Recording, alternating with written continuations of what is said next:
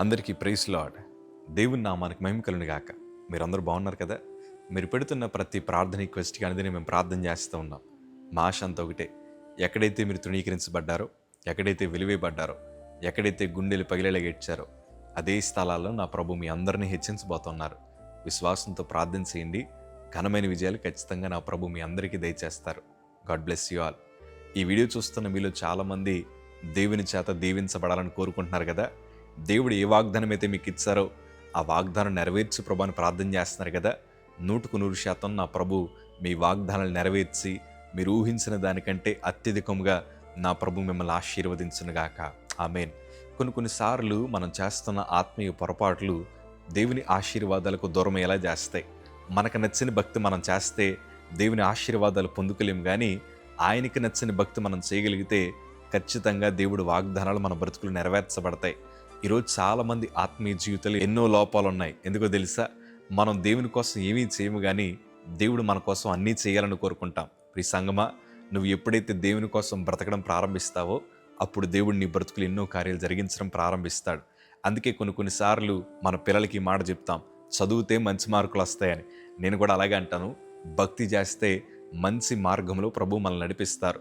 దేవుని వాక్యంలో చాలామంది ఆశీర్వదించబడ్డారు. అందులో ఒకరిని రోజు మీ ముందర పెట్టాలని ఆశపడుతున్నాను. 2 సమూయేలు గ్రంథము 6వ అధ్యాయము 11వ మాట చదవగలిగితే, యెహోవా మందసము 3.5 నెలలు గిత్తీయుడు ఒబేదెదోము ఇంట్లో ఉండగా యెహోవా ఒబేదెదోమును తన ఇంటి వారందరినీ ఆశీర్వదించెను. ఇలాంటి బలమైన సాక్ష్యాలు మీ గృహాల్లో వినబడునుగాక. ఇలాంటి బలమైన సాక్ష్యాలు మీ బంధువులందరూ మీకోసం చెప్పునుగాక.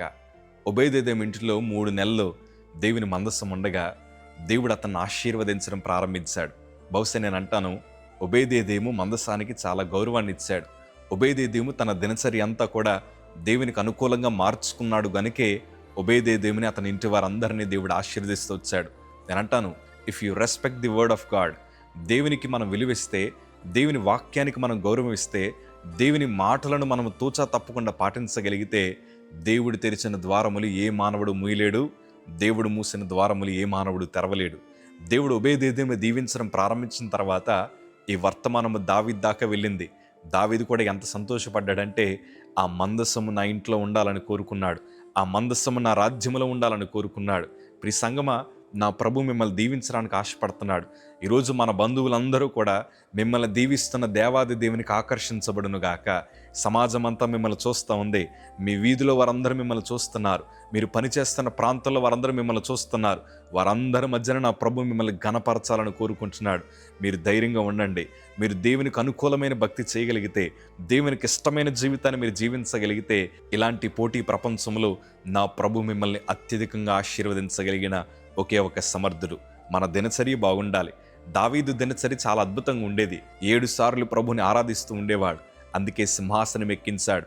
యేసేపు దినచర్య క్యారెక్టర్ అద్భుతంగా ఉండేది. ఒంటరిగా ఉండినా, తెలియని ప్రాంతానికి వెళ్ళినా ప్రభు వాక్యానికి గౌరవం ఇచ్చాడు. దేవుని కోసం బ్రతకాలని కోరుకున్నాడు. రాజు చేతిలో ఉంగరాన్ని అతడు పొందుకోగలిగాడు.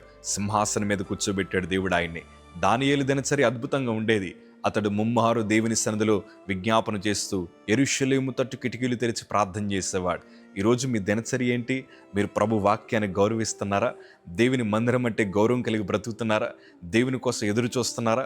ఒకవేళ అలాంటి ఆలోచన ఒకవేళ మీలో ఉంటే, నేను అంటాను, దేవుడు మిమ్మల్ని తలగా నియమిస్తాడు కానీ తోకగా నియమించడు. వీళ్ళందరూ గొప్ప సాక్షులుగా మార్చబడ్డం గల కారణం ఏంటి తెలుసా? వీరందరూ ఉన్నతంగా దీవించబడ్డం గల కారణం ఏంటి తెలుసా? వారు దేవునిని గౌరవించారు, దేవుని వాక్యానికి విలువిచ్చారు, దేవునికి సమయాన్ని ఇచ్చారు. దేవుడు వారి సమయాన్నే అద్భుత సాక్ష్యంగా మార్చాడు. దేవుడు వారి జీవితాల్ని అనేక మందికి ఆదర్శవంతంగా మార్చాడు. మీరట్టి ఆశీర్వాదాలు పొందుకోవాలని ఆశపడుతున్నాను. 2014 ఆగస్టు 4వ తారీఖున నన్ను సేవకుడిగా అభిషేకించిన తర్వాత మా తల్లిగారు నా చేతిలో దేవుని వాక్యాన్ని పెట్టి ఒకే ఒక్క మాట చెప్పారు, అయ్యా, నీకేది కావాలన్నా దేవుణ్ణి అడగాలి. ఈ వాక్యం నీ చేతిలో పెడుతున్నాం, దీనికంటే గొప్ప ఆస్తి మరొకటి లేదని నా చేతిలో బైబిల్ పెట్టారు. పరిచర్యకు వచ్చిన తర్వాత నేను దీవించబడ్డం గల కారణం ఏంటి తెలుసా? వాక్యము నా చేతులు నలిగింది. అప్పుడే నేను వెలగడం ప్రారంభించాను. కొన్నిసార్లు నేను మీటింగ్స్కి వెళ్తున్నప్పుడు నా బైబిల్ చాలామంది చూస్తూ ఉంటారు. నా బైబిల్ ఇట్లా కనిపిస్తూ ఉంటుంది. ఇది ఎప్పుడైతే నలిగిందో నా బ్రతుకు వెలగడం ప్రారంభించింది. ఎప్పుడైతే వాక్యానికి విలువిచ్చానో సమాజం నాకు విలువ ఇవ్వడం ప్రారంభించింది. ఎప్పుడైతే ఈ వాక్యాన్ని గుండెలకు హత్తుకున్నానో నా పేరుని ప్రపంచానికి దేవుడు పరిచయం చేశాడు. ఈరోజు చక్కగా దేవుని మార్గంలో నడుస్తూ ఆయన ఇస్తున్న ఆశీర్వాదాలు అనుభవించడానికి దేవుడు కృప చూపించాడు. ఈరోజు మీరు అట్ట ఆశీర్వాదాలు పొందాలని కోరుకుంటూ యవనస్తులు కూడా ఈ వీడియోస్ చూస్తున్నారు, కుటుంబాలు కూడా ఈ వీడియోలు చూస్తున్నారు.